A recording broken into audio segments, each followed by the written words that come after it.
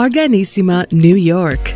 Your exotic skin, hair, and beauty source, and your one-stop shop for all your natural and organic skin and hair care, featuring authentic organic Moroccan oil and prickly pear seed oil and much more. Bringing you only the best, straight from the source and proudly produced in the USA. So what are you waiting for? Shop today at www.arganissima.com. Arganissima, New York. Your beauty is our duty.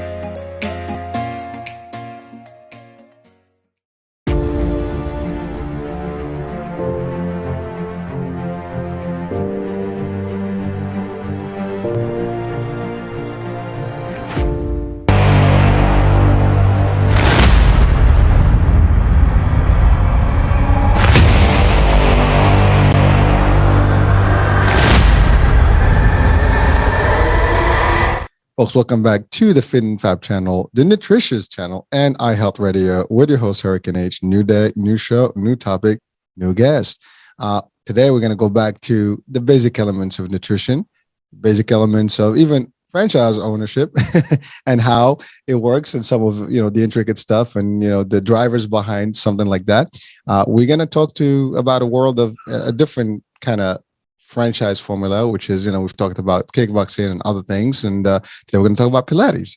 And also we're going to talk about gut health specifically and really nutrition that helps us in plant-based nutrition.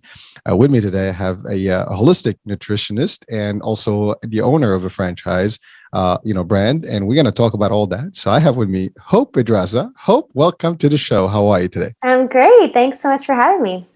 It is my pleasure. As you and I, we had a brief discussion. We've booked this for a few months actually. Oh, yeah, it's been that long, and we're here. And so really, I know we connected, and I love what you do and your story. I mean, your background and how you all started with your own, I guess, person and your experience in health and nutrition and how it worked for you, and then you took it to the next stage. So let's do as we always do. We start with you, your story, the background. Who is Hope? Yeah, thanks. So my background is in dance. I started dancing when I was about 3 years old, and I danced all the way through high school, college. Worked with some dance teams for a while, and so that really got me into the world of Pilates. I started going. Well, I actually started going with my mom. I would go to the gym in like the 90s and do like the step aerobics, all the things you do in the 90s. And then that kind of got me into Pilates. And then when I was in college, I started teaching it as just like a side gig, a way just to make some extra money. And I liked it when I was in high school, but I really fell in love with it in college and just how it really lent to my dance and just the fluidity and the precision and all that. I just loved the movement.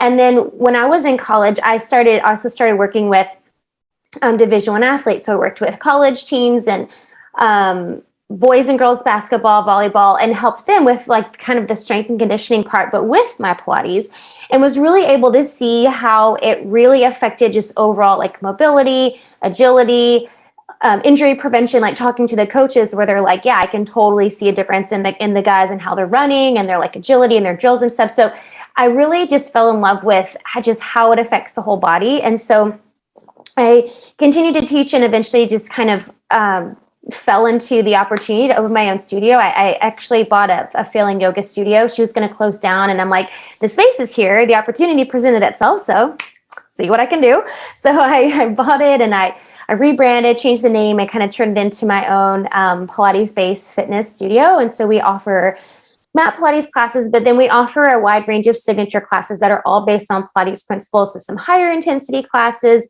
some high impact, some low impact, kind of everything in between, just to give, it's kind of just I wanted to bring all of the mind-body connection modalities into one space. You got the yoga, the Pilates, the HIIT classes, the cardio, dance, cardio. So all those things in one place. So it's just like this one-stop shop. And then kind of throughout my journey as a business owner, I kind of went into the realm of nutrition, seeing the ladies in my studio or listening to the ladies in my studio talk to each other about this diet and that diet. And I'm listening to them like, no, like, this is not the way you do it. Like, this is not right. And so I realized that, in order to really put this like wellness equation together that I wanted to provide my members with, I wanted them to have like this comprehensive experience. I had to provide that nutrition piece to them as well. Cause like, you can't have wellness without the exercise and the nutrition, like they go together. And so I dove into the world of nutrition coaching, and then just, as the years progressed, so especially over the past few years, I really dove into kind of getting some further degrees and certifications to really dive deep into what I'm offering my clients, and then building that as a separate entity. So I have an online business that I have as well for just like the functional nutrition piece. So that's me. That's a lot. That's a lot. we have an hour only, so we have a lot of stuff to cover in there. Well, actually, you've touched on quite a few things, and I'd like to at least have the opportunity to talk about most of these things, if not all of them, during this hour. Well, the first thing is congratulations on all the great work you've done, because I mean that's not easy, and just taking it to your own, to being an owner and taking, like, to your point, you took a yoga studio that was not doing good, and you turned it into a franchise, and that's not easy. And so again, congrats to that. Thank you. That's always it's always beautiful to know when someone takes a business and puts their heart and money and a lot of hours and ultimately get the results and take it to the next level. But you being proactive, innovative, and you added things to make it more attractive, and you built from there, right? Mm-hmm. So that's great. Totally. So you have the nutritious piece, the nutrition part, and now we're going to talk about the holistic, and the gut health specifically, and what you use and that, and then we're going to talk about your business just venture and how. But I want to go back to the story, like the original, like you started, dancing. And so you always were like very active, and dance is all about motion and it's really fitness at its core. Yeah. And you did that, and then you started doing it as a side gig, and it worked. And so I'm assuming that's not what you went to college for, but I did not. No, actually I didn't. So yeah, I mean, just because we kind of just skipped that part, but I figured that, you just started on the side, it worked out, and you took it to the next level with to your point, the athletics, the volleyball and basketball teams, and you just found your way. And by the way, that is most of people and then I rebranded that second year. So it's been 10 years since I bought the studio and had my own business. Yeah. Well, that's a decade, and that's a lot of time for a business. I mean, most of the businesses, they, you either make it in the first 2 years or you don't. And you did, and glad to hear that. Thank you. And I think then you eventually franchised, right? Yes. So it was really kind of right before COVID. So COVID really kind of put a dent in my plans for that.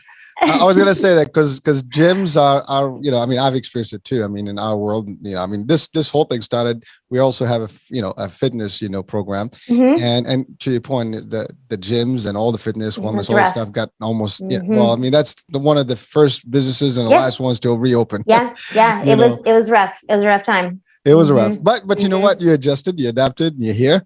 Right. Most of us in this particular world of fitness and wellness, we went to virtual and training over the internet, and it works. We use technology. I mean, it's not the same touch, but we manage, right? And got the job done. Yeah, that's it. Well, I love it. I love to hear that. That's great. Well, what I wanted to talk about now, your experience as a business owner. That is a rough one. I mean, for people to listen, and they're listening right now, watching. I always want to almost extract some of the entrepreneurship type of things, or at least the success piece of it, and just to inspire people, because sometimes people are like, always, one of the things that most people have is fear of failure, and get into a business is usually scary. Yeah. And a lot of people don't want to do that. Yep. And I always say that, it is not easy. It's got to require a lot. And besides the investment, and there's always a potential of failure, whatever, but you put in, the time, the effort, and it should work out. But you did it. So just your experience, how hard was it? I mean, for someone right now listening, it's very easy when you see someone 10 years later, but everybody does not think about where you were and how you started, and they just see the success today. Yeah. They don't see the journey. They don't see all the things that happen behind the scenes. And it's been rough. And I think especially the last couple of years, last couple of years have been really rough. Like they've been, we had plenty of those moments where it's like, okay, is this it? Like, is this the end? Like, do we keep going? I had plenty of those moments. And I mean, really, when I first started out, I think I started out like a little bit naive where I was just kind of like, hey, let's do it. Let's just jump in and go for it. And, what's the worst that could happen? And you kind of get into it and you're like, oh crap, like I really have no idea what I'm doing. Like, I really don't. Like, I never went to business school. I never took a business class. I didn't know anything about strategy and systems and processes and all that. And so it was literally learning along the way and learning from mistakes and being able to like accept and acknowledge the mistakes and learn from them and move on and not like beat myself up too much about it. And, it's something I still struggle with. I am a perfectionist by nature. And so it's something I really have to work on, that not beat myself up over the mistakes. Because I do believe there's learning opportunities and everything. And so I try not to look at them as mistakes, but just as opportunities to learn and shift and pivot, change what needs to change. But it's a rough road. I honestly think the hardest part, the most challenging part is the mental part. It's not the strategy and the marketing and the processes. It's the mental part. Like, it's a mental game. Like you said, it's like you go into it with fear and doubt and all the things, and you have to decide, like, is your will to succeed stronger than your fear of failing? You just have to decide which one is stronger. And there are days when your fear of failing takes over and you kind of have to let's reassess things and find your center. But I think it really is a mental game. And I think it requires, of course it requires tenacity and stuff, but I think it requires a desire to grow personally, and a desire to evolve and the openness to change and evolve as you go. Because that's what it takes. Because you're always, just like the pandemic is a perfect example.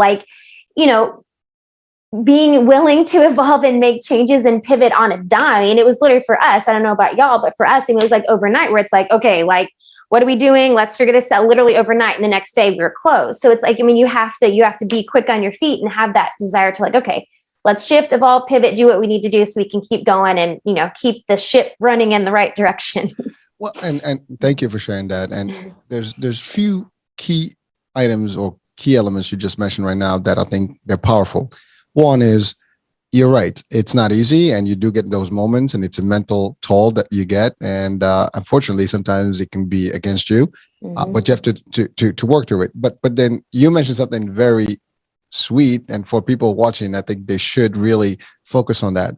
The fact that you went to the business not knowing much about it, but you said, you know what, I'm going to make this happen. Most people think, well, you said something, well, I don't have a business degree and things. Even if you went to business school, they're going to teach you. They're going to teach you the elements of the basic stuff, maybe the operation stuff. Right. But once you get into the real world, nobody prepares you for it until you're actually all in there. Learning by experience. Yeah. Exactly. And the other piece of that is that most of the people are afraid to start, or they are expecting to have everything ready before they start. And I think that's the mistake. You got to get into it, feel it, work it, and adapt and adjust as you go. You just got to do it. It's the only, that's it. Just do it, baby. It's like how I always say, it's like having a baby. You're never ready. You just got to do it. It's the same thing.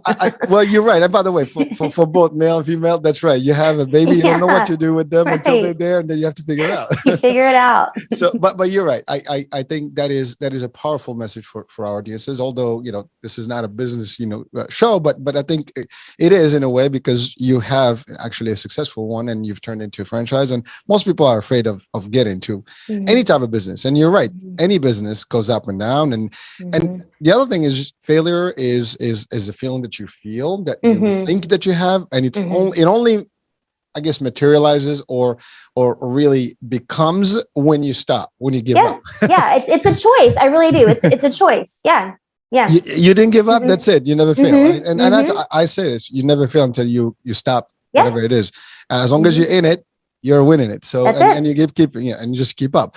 So thank you. I just wanted to highlight that, because that was very powerful. And I think for folks listening, just in general, whether you do fitness, whatever it is that you want to do, it is always a motivation. Part of our shows is always about motivation, inspiration. Totally. And every person I get on the show is a successful person that actually, did something in their path and they made it, and it was never easy. And that's the other thing. People always look at, to your point, at the top, where you are today, right? All that, like the tip of the iceberg, as we all see in that picture, and all the stuff that's all in the bottom is great.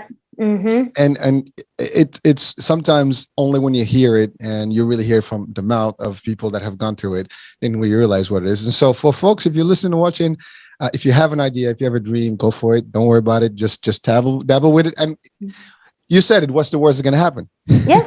It's not going to work. You're going to do something else. And then exactly. That's it. See, that's it. You already went with like the worst case scenario. So you remove that out of the way and you're good. It's it. People are afraid of that worst case scenario. Yep. That's where they're like, oh, well, they start thinking about everything that can go wrong versus everything that can go right. Yep. And that's where the mistake happens. Don't make that mistake, folks. Just go into the right path. Make it work. If it doesn't work, something else will come out of it. That's right. That's right. So thank you for that. Now let's talk about the concept of Pilates. I mean, you did aerobics. You said you grew up with that. So why Pilates and not anything else? I mean, there's so many formulas out there. There is. Yeah. I mean, I really think it was just my dance background. It just lent that way because Pilates wasn't created for dancers, but that's kind of how it developed into what it is today. Not to get like too historical, but like when Joseph Pilates is the man who developed Pilates, which is originally called Contrology, his first studio in New York City was next to the New York City Ballet. It's next to the ballet studio. And so his first like real students were ballerinas. They were ballet dancers. And so that's kind of how it kind of just lent itself into the dance world. The ballerinas would come in and when they were, hurt or injured or, had strained this, that, or whatever, and it kept them in shape, it kept them strong for ballet. So I think it just kind of naturally lent that way because there's so much in it that lends well to dancing. Because it is, just like dancing, where dance is like, part fitness, part artistry. And I think Pilates is the same way. It's part fitness, part artistry, because there's precision and it's such precise movements. There's a flow and a fluidity to the class. And so it does really lend well to dance. So I think I was just kind of naturally drawn that way. Well, thank you for actually the historic piece was good. Because, good. Because I don't know if everybody knows how. Well, I'm sure people don't. Most people don't. Yeah, they don't. And most people don't know it's named after man. Like a man created it. So I didn't know that. There you go. You said I was like, oh, yeah.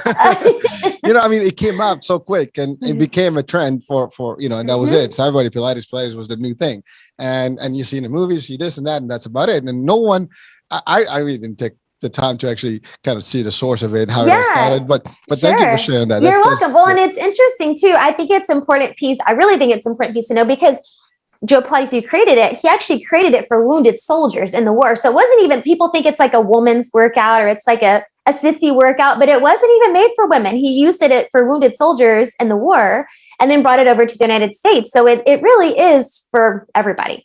Well, actually, you just kind of gave more information about it, and again, that's powerful stuff because people don't realize. Again, we always take it for what it is. Yeah, we don't take the time to go back and see like what was the driver. I mean, we're doing that on the show. We try to find out what motivated you and got you to get into this. But that's the same thing here. Somebody had started this based on a particular need, and the need became just a hot thing, and everybody took it. You're right. It started in Manhattan, now it's worldwide, and everybody is enjoying it and. It gave you the opportunity to start a business. Exactly. So let's talk about that. What do you typically? I mean, it's functional training. Am I Pilates itself? Yes. Yeah. So Pilates, and I think there's a lot of misconceptions to people. A lot of people equate yoga and Pilates as the same thing, but it's not. Pilates, the focus on the core. It was originally called Contrology because it's all about slow, controlled motion. So it's about like stabling one part of the body while another part of the body moves, stabilizing from the core, using your whole core. And so again, many people, which I'm sure your listeners do because they're very health-minded people, but a lot of people like the general public don't necessarily know that your core isn't just your abs. A lot of people think your core is just your abs, but your core is really from your shoulders down to your hips. So the main focus of Pilates is the core and moving everything from the core. So it's very precise movements and it's building, strength, endurance, stability, balance, all of those things built into each session class. Thank you for clarifying that. Actually, to be honest with you, that's perfect because we want to bring what the concept does and how does it work. Yeah. Now, once someone joins, the Pilates formula, right, and they're part of it, ultimately it's a little bit of everything. So they strengthen their body, they work. I'm assuming there's some cardio work in there as well, and then the whole nine, right? And then there's some stretching and basically the whole body's working, and you gotta, because there's no good workout if you don't do all these things. The whole body, right, Yeah. right. So you do want to have stretch, you warm up, you do some cardio, you do some muscle training and all that, and definitely the core is the key here.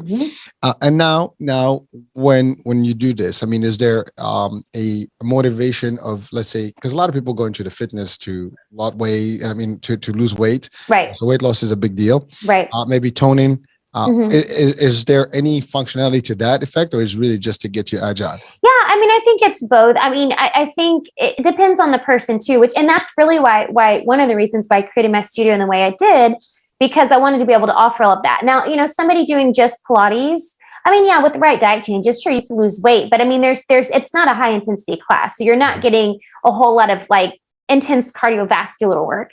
Which is why in my studio, I wanted to add some higher intensity classes to kind of balance that out. So you have the higher intensity work, and then you have like the sculpting and the toning and the strength work. So yeah, I mean, people can lose weight, but I wouldn't really say it's like it is a workout to lose weight. Now, people get stronger, they get more defined, they get more tone, they build, bone density, all the really important things that you need as you age. But I think if you're looking for Pilates to lose weight. Now, granted, I will say we do have a couple like of our signature classes. Like one of our signature classes is kind of like my manager calls it Pilates on steroids, because it's like super fast paced Pilates. And we do add cardio to that class. So there's plenty of ways you can do Pilates to lose weight, because you just kind of build some intensity into it. But really and truly you can make it what you want. Because then there's also there's more like rehabilitative type Pilates classes where we use like foam rollers and lacrosse balls and kind of get into more like rehabilitative stuff like that. So it kind of depends what you're looking for. Well, it sounds like you're making it fun. Yeah, and it's a full package. So you get people a little bit of everything, and you give them a little up and down, and they can tone up, they can strengthen the muscle, they can, build up the core. So I think you have all that. Now something earlier you mentioned about, we talked briefly about nutrition, and I know you've taken that part as well, because you thought you figured it out. I mean, any good franchise always put in some nutrition in there, because I think that's the part that a lot of people are mistaken out there, and it's a very big misconception that once you work out, you just lose the weight automatically. That's it, right? You can work out any workout you want, depending on your age, your genes, and many other factors. If your diet does not compensate and does not work along with that, your problem is you're not going to see results, and you're going to say this system doesn't work for me. Doesn't work. Yep. Cannot work out a bad diet. Exactly. Well, that's, I think I want to just for us today, at least briefly, to highlight that, because I get this all the time. My wife gets this all the time. Oh, can I just lose my belly? They want to spot reduce it. I want to just basically press a button. This is going to melt. It doesn't work that way. Or like, I'm working out every day, but I'm not losing weight. Well, I'm not eating for you. I don't know what you're eating. Right. So whatever. And by the way, even when you're eating, there's different things that can make your food diet bad. And depends on if you're eating a lot of carbs, or a lot of sugar, a lot of, keto stuff, whatever. I mean, I'm not talking about the keto diet here, just in general, like fat, base. But that's the thing. We don't know sugar diet. Like some people have high sugar intake. And so as much as you can, you burn the sugar and nothing else goes. And so you have so many things. Then you have the age, the aging. Then there is so those are all factors that genetics can be a factor. And people don't realize how important that part. So without balancing that with your nutrition and your workout, whatever exercise formula you choose, it doesn't work. I mean, and then there's detoxification. We can also talk about that, because I mean, those three always work together, because that's the other thing. Your body needs to kind of cleanse itself before you can get all this thing. And that's the thing. You can have a pure diet, zero eating, whatever, or low carb, low everything, and you will probably lose and slim down, but you're not building muscle. You're not doing everything else. So there's the other thing. There's the fat. There's the muscle. Which one you have to work. So you have to understand and calibrate all these things. And I think that I don't care what formula of fitness, or, you have to have a certain diet attached to it. And to your point, there's so many diets out there. And there's, every diet works. The question is it consistent? Some of these diets you cannot do forever, right? Because you're just going to take a toll on your body, right? And, if you do just keto, it's one thing. You do like these let's say intermittent fasting. How long can you do that for? Right. So, but they'll work for specific reasons, time frames, and I have completely, I love every diet, every possible nutrition formula works, but it's which one works for you. Or maybe you can use all of them. Doesn't matter. I mean, you might have to use different ones at different times. But your body can dictate different things, and metabolism can make a big difference. I mean, someone on the 20s and the 30s, is not going to function the same way as the 40s and the 50s. Mm-hmm. And that's just how it is. Your body mass, your height, everything can determine a lot of these things. And that's the other thing. So you determine that based on your clients and what you hear, listen, and you hear. And by the way, that's important. That's a great point for someone that owns a business to hear and listen to what the customers want and the clients. I mean, that's another part of business, modality here. And then just to give a tip, if you own a business, you need to hear what the people want. And also you have to always be, looking out to see what you can do to improve for your customer base, your clients. Right. And you did that. I mean, terrifically. And so again, congrats on that too, because some people miss that part. It's not about just signing up more people. It's about making sure that people come back and stay. And that's retention of membership is key for businesses like, fitness and most of the business, actually. You want your customers to come back and be happy, right? Yeah. But you did. So you figured the nutrition part. So what was your next step? What did you do? You became a nutritionist at that point, or? Yeah. Well, I started out just doing like a basic nutrition coaching course. It was just like this one I found online. So I became a certified nutrition coach. And then, I kind of started just from there and just, basic and nothing crazy. Like we had some programs at the studio to help women just kind of, and I try to, and I have my studio set up where it's, when you look at our website and you look at our, Instagram, whatever, we don't have like before and after pictures. We don't have like, typically talk about how much weight people lose. Like it's not really about the physical changes. And lots of people have really, crazy physical changes, but that's not for me.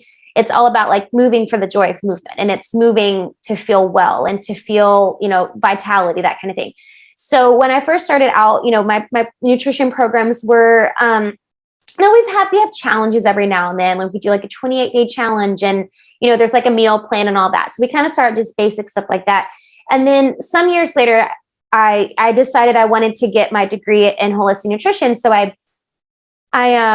was a 2-year program that I did to become a holistic nutritionist. And so that was when I really dove deep because I really love learning. That's me. I just really love to learn. I just feel like I can't ever learn enough. And so that was part of it. Whereas like I wanted to learn it for myself, but then I also wanted to offer just kind of an elevated level of support for people. And then from there, I went in to get this kind of more advanced certification as a functional diagnostic nutrition practitioner. And that's where I can like really dive deep into helping. So we can offer a kind of like different levels of support based on what people are looking for. So like as an FDNP, I work with a lot of people that have, autoimmune issues and severe gut issues and thyroid issues. But then on the other hand, most of the ladies in the studio, they just want help. Like, just tell me what to eat. Like, I just want you to tell me what to eat, so I can feel I have energy and I can sleep better, like that kind of thing. So it kind of covers the spectrum of what people are looking for in terms of their nutritional needs and support and accountability. Hope you said FDNP. Just what does that stand for? What's yes, Functional Diagnostic Nutrition Practitioner. All right, thank you. It's a mouthful. Yeah, it's like FDNP. We're in New York, so we have FDNY. Yeah, no, not that. No, that was just a little fun. But thank you for that. But what I was going to say is that you displayed today, right now, to everybody and demonstrate what the traits of leadership and success are. It's always never stop learning, and you don't. And that's the thing. So that's part of what makes you who you are and why you're successful is that you're not stopping. You're not just like, I'm full of it. I know everything I need to know and I'm done. You're constantly adapting. You're constantly, evolving to the next level, next stage. And that's actually a big deal. And again, for people listening, watching, if you're motivated by business, you want to be in business or in just life, you don't stop learning. Every day is a new opportunity and you learn. And you took. So when you said first, I just, learned this little course and people probably go, that's it. That makes you a nutritionist. But then you completely say, no, I did more than that. I went and I got myself a degree that actually presents itself in that world. Now, holistic nutrition. Let's define that. Yeah, that's a good question. And I think it's an important question because I think a lot of people, when they hear or see like the word holistic nutrition, they think it's like woo woo, hippy dippy, whatever. It's not like real stuff. But really, if you look at the word holistic, it just means you're treating things as a whole, right? And so when we're looking at holistic nutrition, we're treating the body as a whole. So rather, if you were to go, to the doctor for something that's wrong, they're going to treat you symptomatically, right? They're going to treat the symptoms. When you're looking at things as a holistic nutritionist, we're looking at the whole body and treating the body as a whole. And so we're coaching up function of the whole body rather than just treating the symptoms, because that's how we heal the body as a whole. And we're treating it as one piece. It's a whole thing, not a holy thing.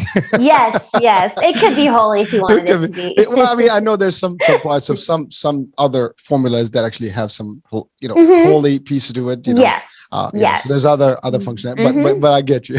Thank you. That's great. I mean, that's important. People. I mean, again, we're in a show that we have to have some fun. But the idea is that really the message that you have to understand the concept. And yes, and so now, is that purely a plant type of nutrition diet or no? Yeah, no, not at all. So my approach I take with my clients, I call it, and now I am plant-based. That's what works for me. And I healed my gut that way, healed my allergies that way. So that works for me. I am fully aware that it's not for everybody, and I don't push that on everybody. But the approach that I take for my clients is what I call plant focused. And so I put the focus on plants because, you mentioned gut health earlier, and that's kind of the route I take with my nutrition clients, is focusing on gut health and healing the gut and kind of healing the body from that perspective.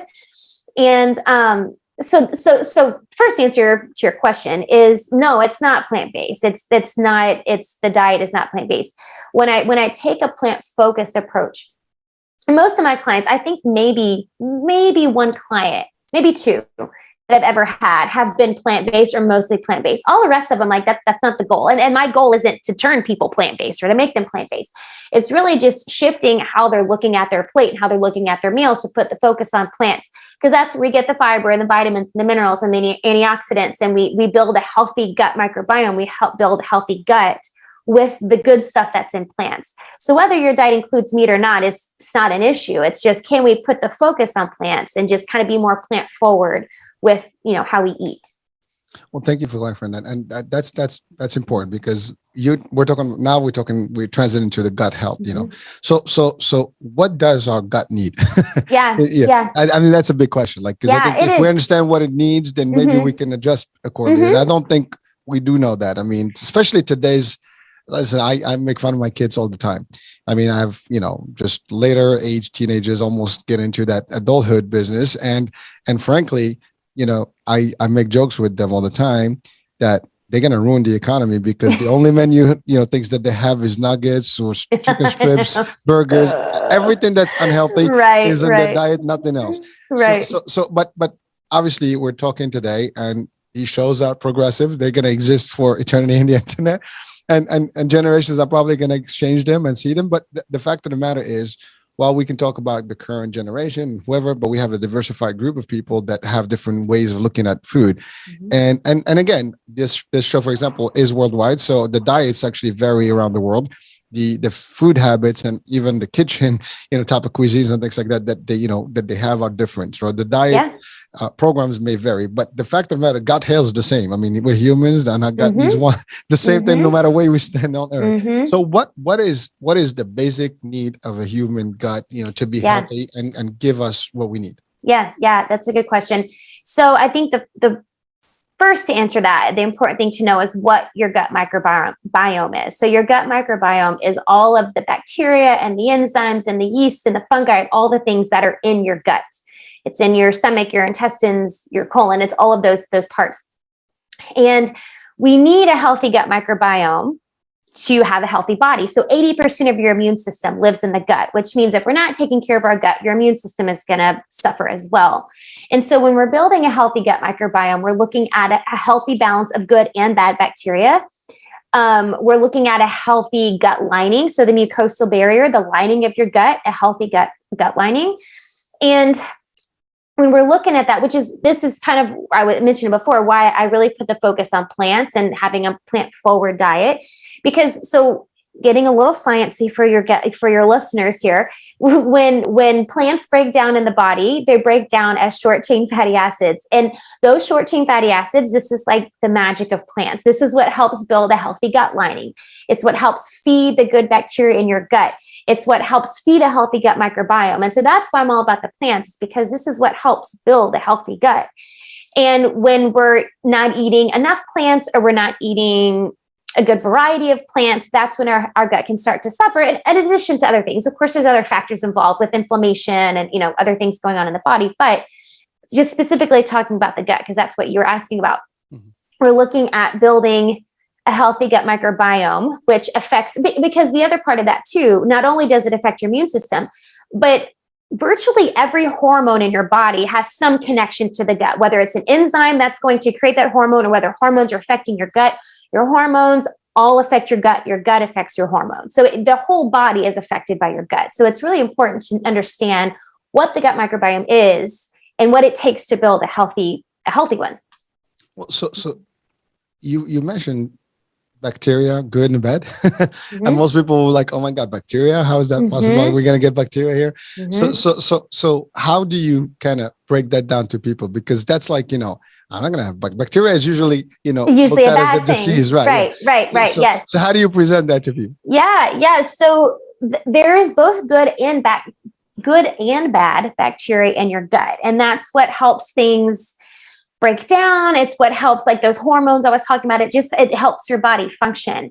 And so obviously we want to have more good bacteria than bad bacteria, because once the bad bacteria kind of overgrows is when you start to have problems, inflammation, autoimmune issues, like getting sick all the time, low energy, like it just causes kind of a cascade effect in the body. The good bacteria is kind of a result of, like I was talking about, the plant food, of all these things breaking down in the body. And that's what helps. We need the good bacteria to fight off the bad guys. That's essentially what it is. So we need that healthy level of the good bacteria to fight off, potential pathogens and stuff that come into our body. So thank you. And now you put together a system of nutrition, or like some sort of a regimen, right? Mm-hmm. That people would be on depending on their needs. Mm-hmm. And it is mainly plant-based. So now that's vegetables, I'm assuming, fruits. And mm-hmm. is there any specific list that you kind of like the key ones that you want to have, that you must have? Yeah, no, that's a good question. I mean, really, I do give, I give some recommendations and stuff, but it's, a plant, when we're talking plant-based foods, we're talking fruits and vegetables and nuts and seeds and legumes, like all of those are plant-based foods. And there's not like, there's some, that I recommend, because there's, people always want to know, like, which ones have the most protein, like that kind of thing, which ones have the most fiber. And so there are some recommendations there, but really, I really just like for people to get a good variety. There's studies have been done that show that people who eat 30 different types of plants or more per week have a healthier gut microbiome than those who eat less than 30. So 30 apparently is the magic number, but the key in that really is just variety. It's the variety. The variety is what feeds all of the different, there's billions and billions of different bacteria in your gut. And when you eat a wide variety of plant-based foods, you're able to feed all of those healthy. So you have a good wide variety of bacteria in your gut from that wide variety of plant-based foods. So it's really just eating as, all the different kinds. It's, eating seasonally is always great. If you can go to, a farmer's market or shop, local food that's in your grocery store is always ideal, because it's just going to be more nutrient dense, and it's going to be, the nutrients going to be more readily available than those that have been imported in. But just getting a good variety of fruits and veggies and nuts and seeds and legumes really is the key. So you mentioned proteins. Mm-hmm. Now we all know that muscle requires some of that, and ultimately, if you're not going to be having some sort of a meat, component in there, or even if you had smaller percentage and more of the plant, nature, then you need to compensate for proteins. Mm-hmm. Otherwise you can work out, but you're going to lose mass, right, and your muscles are not going to be there. Mm-hmm. So what kind of plant proteins would you recommend in that mix of diet? Yeah, that's a good question too. And that's really the main thing people want to know, because they're like, well, I don't want to lose muscle, because most of us know we lose muscle mass. It's going to affect our metabolism. And then, so the first one I always like to recommend is lentils. Lentils are a great source of iron. They're Probably that lentils and mung beans are close first in terms of like protein count and fiber. And that's the thing too. I think people kind of get like, oh, well, these plant-based foods that have so many carbs, but they do have carbs, but they also have a ton of fiber. And so that affects how your body is breaking those carbs down. So it's not like this, total blood sugar rush. Like if you were eating a Snickers bar, it's not the same carbs, right? So you get the fiber that kind of slows things down. It kind of helps that blood sugar, that insulin response.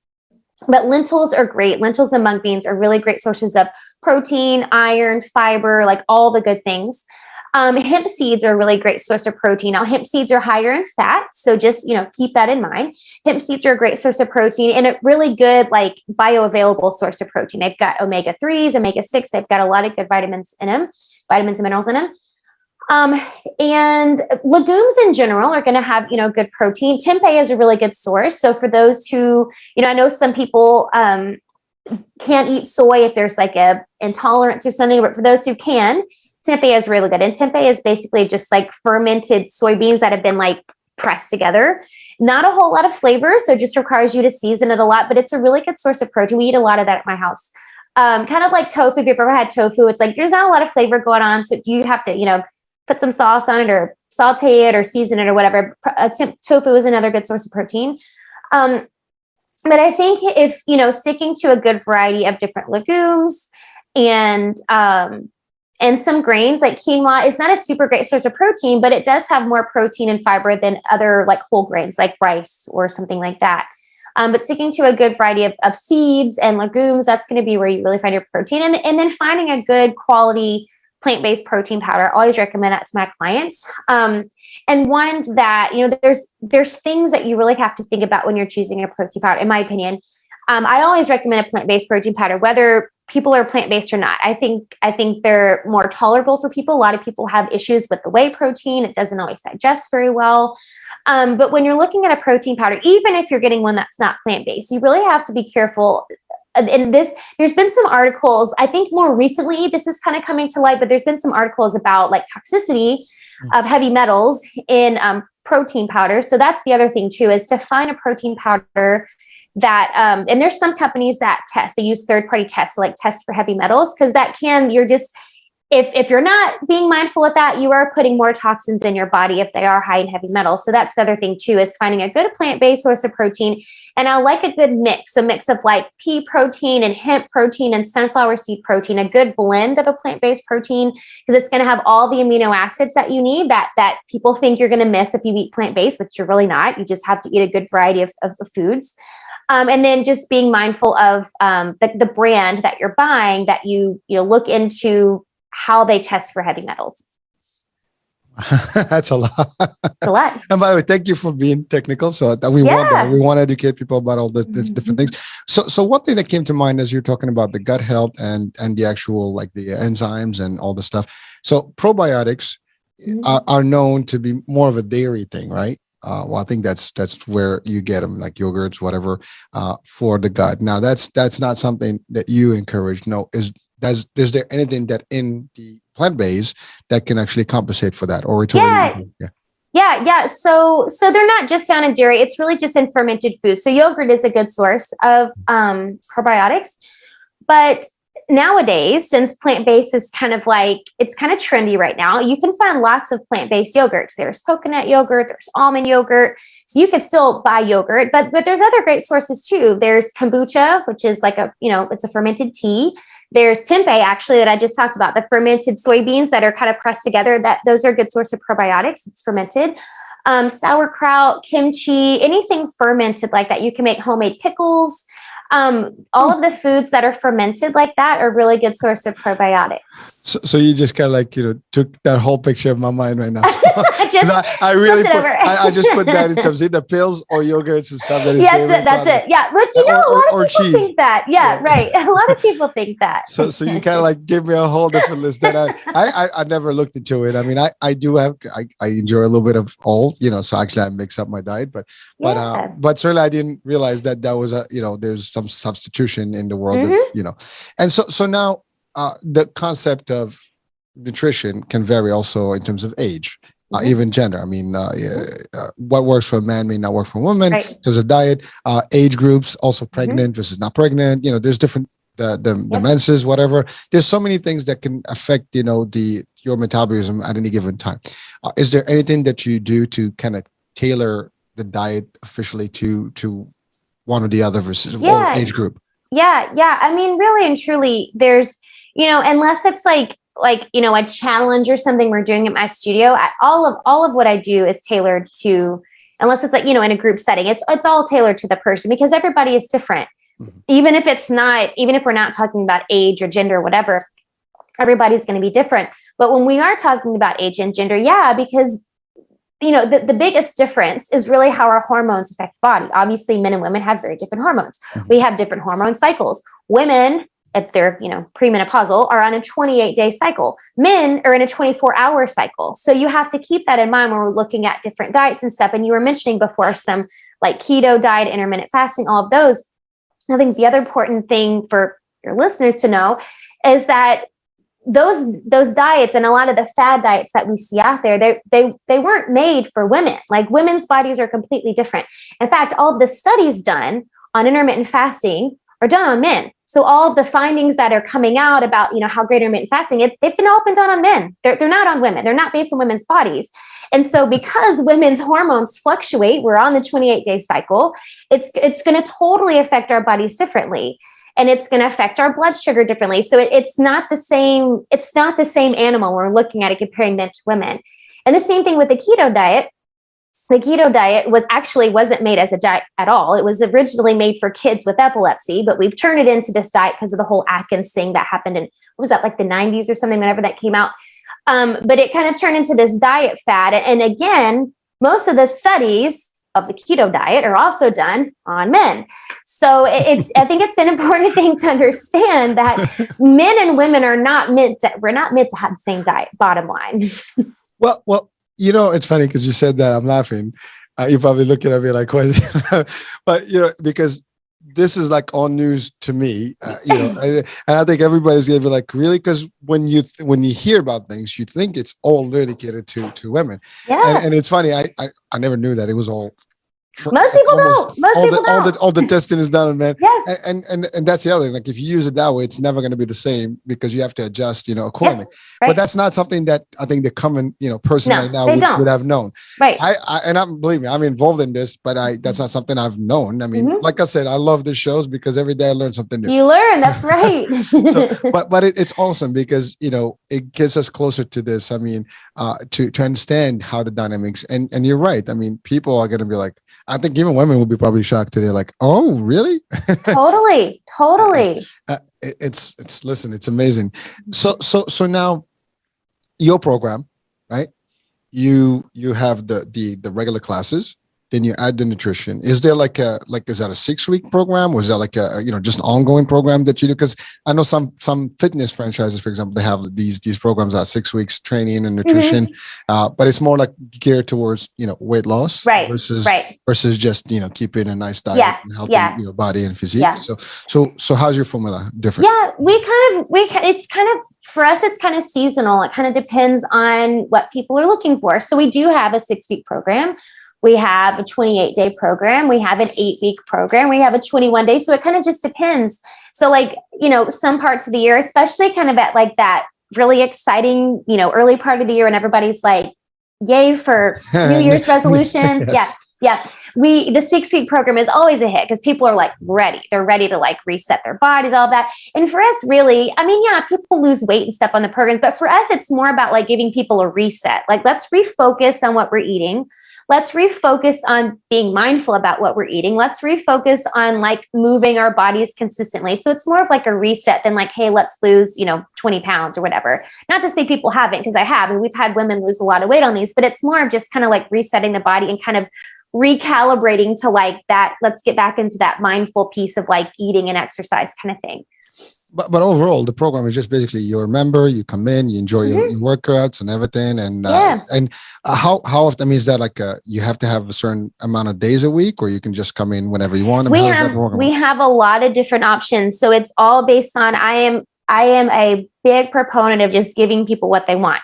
And so some people want to come in twice a week to work out. Some people want to come in every day. Some want to come in 3 times a week. So we have a ton of different membership options just based on what people, because some people come in and they are diehard. inBalance is the name of my studio. They're diehard inBalance members. They just want to work out at inBalance all day, every day. We have some people who use our studio as a kind of like cross training for something else. Like they might do like CrossFit, or they might do like Orange Theory, which can be hard on the body, but they wanted to come in and do like yoga and Pilates to kind of balance it out. So I just, I give people what they want.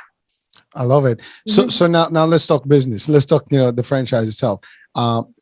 This is something that's already out there. People actually have the franchise. And are you only in Texas, or are you? Right now I am. I mean, I have lots of plans, but again, COVID really kind of threw a dent in things. So I have, right now my locations are just in San Antonio, but I have lots of plans to expand and grow wherever the wind takes us. Well, again, as a franchise, people can buy into it. Is that what it is? So would you, care sharing a little bit about, what that looks like for someone if they wanted to become, I guess, a franchisee? Yeah. So we set up like traditional franchise. So you have like the initial franchise fee, the investment, and then you have the investment in, what the build out situation looks like for your studio. We give all, the marketing materials. You get ongoing support with marketing, with strategy, with sales, with communication, with, graphics for social media accounts, social media marketing. So you get, it's a business in a box. That's why you buy a franchise, right? You get the support, you get the business in a box. We're giving you everything. We're giving you the name and the training and the branding and all of that. And how's the markups? Meaning, because I know in most of franchises they have territories and you have a certain amount of, Yeah. Is that something that you have already set? We have it. It's pretty, the stipulations are pretty broad right now, just because, we're still small and there's only a couple locations, but yeah, I mean, that'll definitely be something we look at in the future to kind of, what that looks like. But yeah, right now we're just kind of, build it as we go, because we're still small. Well, again, listen, you're in San Antonio. Next thing, you're all over the state. And, that's right. And by the way, you might even start with other states before you can even expand on Texas. Totally. Now, Texas is a pretty big state, so there's a lot of That's true. But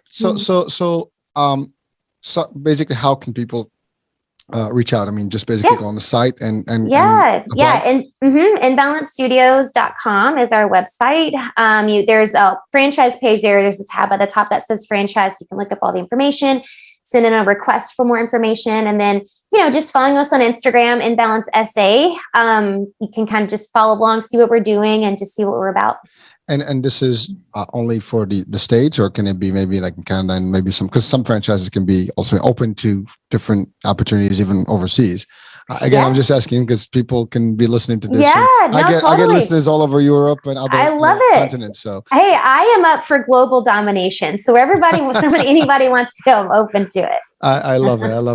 Listen, I can see this, going far. I mean, your concept is pretty, diversified and it's pretty appealing. And now again, the biggest question is cost, and what can someone expect in terms of total cost, between the franchise fee and the actual build out. Yeah, it's a pretty broad range, and it really depends. There's a lot of, and honestly, I don't know now since post-COVID. We actually moved locations during COVID. We shut down one and we moved to one kind of down the way.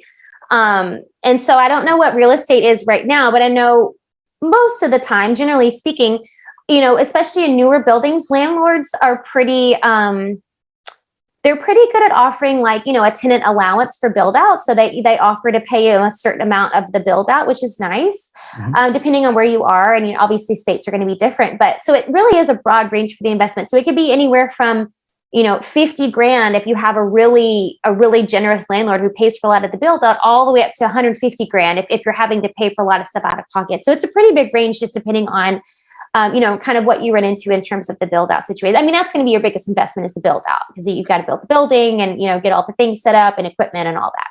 And so talking about that, like what's the square footage that's minimum, and what kind of equipment would people need? Yeah. So average is about 1,500 square feet. And then for the equipment, it's Pilates equipment, and there's not any recommended, for example, in my studio, I have 5 Pilates reformers with like the Pilates machine, and I have a couple other pieces of equipment. One of my other locations, that's on the other side of town, she has 3 reformers. So there's no exact number, but just knowing and for her, she's kind of built hers as she's gone. So she started out with just like 1 reformer and let me just do private sessions. And then as she kind of got up and going, she bought a couple more. And so I had the flexibility for that too, where it's like, you don't have to invest, $30,000 up front on a bunch of Pilates equipment if you want to kind of build into it. But the equipment is mostly, the most expensive piece is going to be the Pilates equipment because the reformers are not cheap. The other piece of that really, it's like, easy stuff like hand weights and yoga blocks and balls and kettlebells and trampolines and bands. It's just kind of basic stuff like that. And you guys have already the resources for those and where people can get them. So they have to go through your planning, your architect, and you have a special look. I'm assuming your look. Yes. Like everybody has their own brand. We do the brand colors and all that. Yeah. All right. So that's part of all that franchise, acquisition. Yep. And if you don't mind, I mean, the cost of the franchise, I mean, is that affordable? I know franchise can go to millions. So. Yeah, no, the franchise fee is $35,000. So it's pretty standard for, our industry. So yeah. Okay. All right. Well, actually, that's not bad because not bad at all. And then do you guys offer financing? Because some people sometimes we don't. We don't personally, but we have connections with places who do, so we can always help people point them in the right direction for that. Okay, and is there like a commitment to the franchise? It's 5 years. The initial contract is 5 years, and then they can decide if they want to re-sign or not. Okay. All right. I think I've had pretty much asked all the questions. Yeah, I like it. I like it. So we covered it also. If people are listening right now, they know what they need and they can do it. Totally. So, well, listen, I really enjoyed this. We've covered a lot of grounds. We talked about the business piece. We talked about the gut health. We talked about nutrition. We talk about just in general stuff, and certainly the franchise piece was important also to share with people because obviously you are the founder and you are promoting your franchise to the communities and business owners and potential. And by the way, I want to say this. No matter what happens in this world, fitness is always going to be a part of our lives.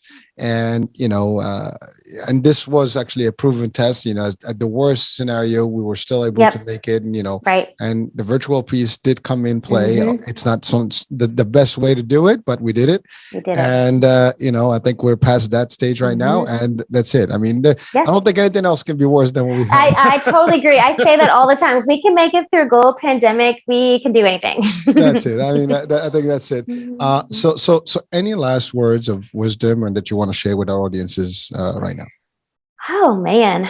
I think my parting words I always instill in my clients and, my team and everything is building your sense of intuition and leading with your intuition. And I think, for me, it's been beneficial just in terms of, my business and stuff, but I think it goes with anything. It goes with your health. It goes with your wellness. It goes with anything. But I think listening to your intuition is probably one of the most powerful tools that you have, because if you listen hard enough, your body's going to tell you what it needs. Your intuition is going to tell you which direction to go. Your intuition is going to lead you in the right direction. So that's my parting words, is to just hone in on your intuition and let it lead the way. Oh, thank you so much. You're I appreciate that. And, I had a great time, folks. This was a great, discussion, exchange. And also it was a wealth of information in such a small, time frame. We covered a lot of grounds and we've learned a lot. So again, folks, if you just want to join and be a member, you know what to do. Just check in the actual description of the show and you'll have the link to the site. And certainly if you're in Texas, this will be easy. But also if you're in other, looking into a business opportunity where you want to get into a franchise, this is something you want to check, please do so. Worldwide, hey, she's welcoming the opportunity from all over. So hey, why not? And at least you can learn a little bit of, more of what things, are how things are working. And so we hope to see you in 50 states and beyond. Actually, maybe at that point we'll have a comeback and we can talk about that success. Totally. I would love it. I would love it. So Hope, thank you so much for your time. Thank you. It's been great. Thank you so much. You're welcome. And folks, thank you for being with us today. I enjoyed, our exchange here with Hope, and I hope that you enjoyed it as well. So we'll be talking soon. New day, new show, new topic, new guest. Bye for now.